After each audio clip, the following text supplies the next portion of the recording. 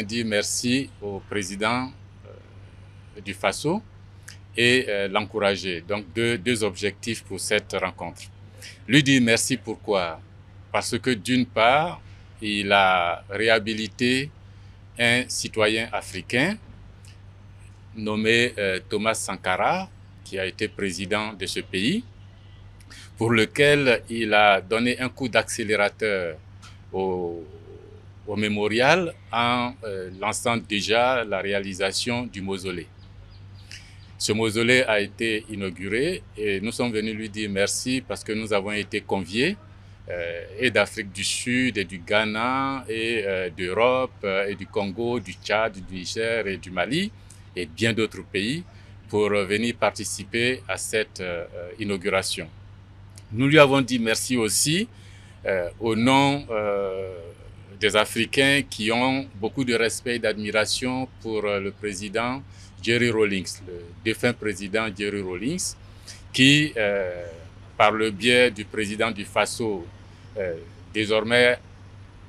donne son nom à une des rues de Ouagadougou. Et la famille de Rawlings, ses enfants et tous ses amis étaient là.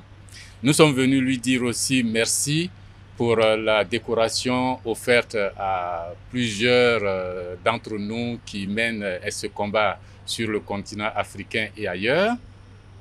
Nous sommes venus surtout lui dire merci d'être le porte-flambeau aujourd'hui de nombreux jeunes en Afrique, de nombreux moins jeunes en Afrique qui rêvent d'une certaine Afrique et nous sommes venus l'encourager de ne pas baisser les bras, de continuer à construire une armée solide pour le Burkina Faso en liaison avec les pays de l'AES, j'ai dit le Niger et le Mali, pour combattre cet élément toxique de la sous-région que l'on appelle terrorisme. Nous sommes venus l'encourager, non seulement à renforcer cette armée burkinabé et les armées de l'AES, mais à continuer à travailler pour le développement du Burkina, à continuer à orienter les investissements vers les besoins cruciaux de la population du Burkina.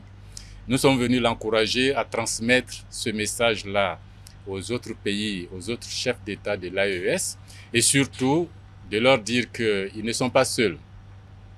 que par le passé, l'Afrique est restée indifférente lorsque les menaces ont commencé à planer sur Patrice Lumumba, nous regrettons aujourd'hui. Par le passé, l'Afrique est restée relativement indifférente et le monde lorsque les menaces ont plané sur le président Thomas Sankara, que nous ne resterons pas indifférents par rapport à toutes les menaces qui pèsent sur ce que nous croyons être une révolution dans les pays de l'AES.